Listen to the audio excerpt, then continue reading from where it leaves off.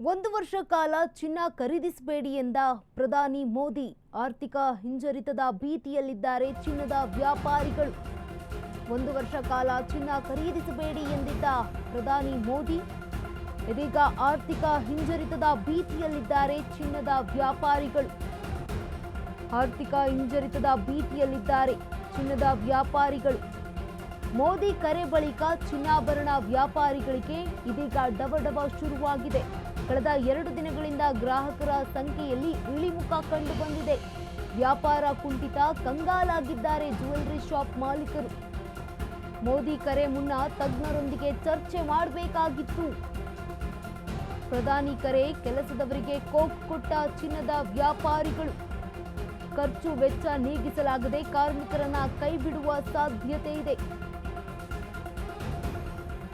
ಒಂದು ವರ್ಷ ಕಾಲ ಚಿನ್ನ ಖರೀದಿಸಬೇಡಿ ಎಂದ ಪ್ರಧಾನಿ. ಆರ್ಥಿಕ ಹಿಂಜರಿತದ ಭೀತಿಯಲ್ಲಿದ್ದಾರೆ ಚಿನ್ನದ ವ್ಯಾಪಾರಿಗಳು.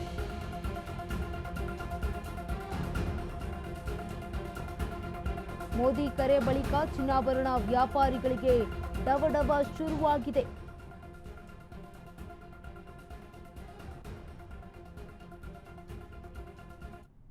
ದೇಶದ ಪ್ರಧಾನಮಂತ್ರಿ ನರೇಂದ್ರ ಮೋದಿ ಅವರು ಕಳೆದ 2 ದಿನಗಳ ಹಿಂದೆ ಒಂದು ವರ್ಷಗಳ ಕಾಲ ಚಿನ್ನಾಭರಣವನ್ನು ಖರೀದಿಸಬೇಡಿ ಅಂತ ಹೇಳಿ ಒಂದು ದೇಶದ ಜನತೆಗೆ ಸಂದೇಶವನ್ನು ರವಾನಿಸಿರುವಂಥದ್ದು. ಈ ಒಂದು ಹಿನ್ನೆಲೆ ಅಂತಂದರೆ ಜ್ಯುವೆಲ್ಲರ್ಸ್ ಮಾಲೀಕರು ಸಹ ಇದೀಗ ಕಂಗಾಲಾಗಿ ಕೂತಿದ್ದಾರೆ ಅಂತಲೇ ಹೇಳ್ಬೋದು. ನರೇಂದ್ರ ಮೋದಿ ಅವರು ದಿಢೀರ್ ಒಂದು ಏನು ಹೇಳಿಕೆ ಇದೆ, ಜ್ಯುವೆಲ್ಲರ್ಸ್ ಮಾಲೀಕರನ್ನ ಸಂಕಷ್ಟಕ್ಕೆ ಸಹ ಇಲ್ಲಿ ಸಿಲುಕಿಸಿದೆ ಅಂತಲೇ ಹೇಳ್ಬೋದು. ಇದೇ ಒಂದು ವಿಷಯದ ಕುರಿತು ಮಾತನಾಡೋಕ್ಕೆ ಅಥಣಿ ಪಟ್ಟಣದ ಪ್ರಸಿದ್ಧ ಬಸವ ಜ್ಯುವೆಲ್ಲರ್ಸ್ ಮಾಲೀಕರಾಗಿರುವಂಥ ಅಪ್ಪಸಾಹೇಬ್ ನಾಯ್ಕ ಅವರು ನನ್ನ ಜೊತೆ ಇದ್ದಾರೆ. ಅವರನ್ನೇ ಮಾತಾಡ್ತಾ ಹೋಗ್ತೀನಿ. ಸರ್, ನರೇಂದ್ರ ಮೋದಿ ಅವರು ದಿಢೀರವಾಗಿ ಒಂದು ಹೇಳಿಕೆ ನೀಡಿರುವಂಥದ್ದು, ಒಂದು ವರ್ಷಗಳ ಕಾಲ ಚಿನ್ನಾಭರಣ ಖರೀದಿಸಬೇಡಿ ಅಂತೇಳಿ, ಇದ್ರ ಬಗ್ಗೆ ಏನು ಹೇಳ್ತೀರಂತ?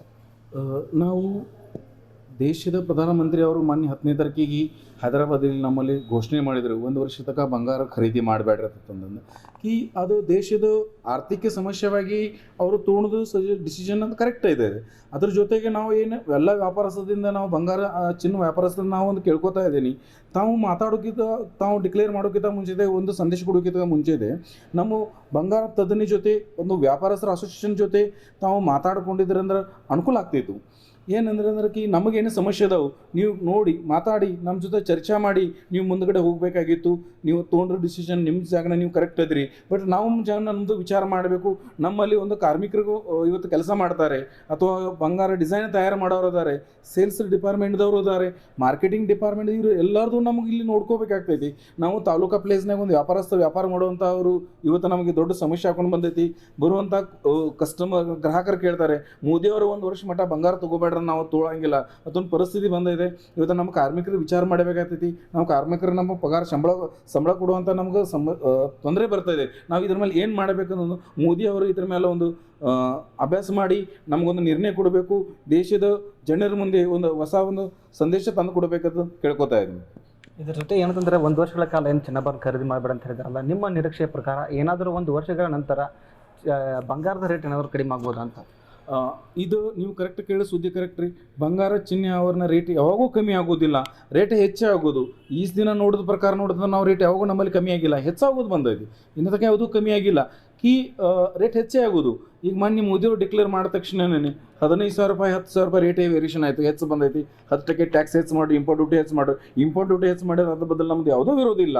ನೀವೇನು ಮಾತಾಡಿರಿ ನೀವು ಬಂಗಾರ ಖರೀದಿ ಮಾಡಬೇಡ್ರಿ, ಅದರ ಇಫೆಕ್ಟ್ ನಮ್ಮ ಗ್ರೌಂಡ್ ಲೆವೆಲ್ನಾಗ ನಾವು ಏನು ಕೆಲಸ ಮಾಡ್ತೀವಿ, ವ್ಯಾಪಾರ ಮಾಡ್ತೀವಿ, ನಾವು ಭಾಳ ತೊಂದರೆ ಬರತೈತಿ. ಪ್ರಧಾನಮಂತ್ರಿ ಅವರು ಒಂದು ದಯವಿಟ್ಟು ತಾವು ಒಂದು ಇದ್ರ ಮೇಲೆ ಏನೇನು ವಿಚಾರ ಮಾಡಿ ತಾವು ಮುಂದೆ ಬರಬೇಕು, ನಮಗೆ ಇದು ಸಹಾಯ ಕೊಡಬೇಕು, ಇದು ಮಾಡಬೇಕಂತಂದು ಕೇಳ್ಕೊತಾ ಇದ್ದೀನಿ.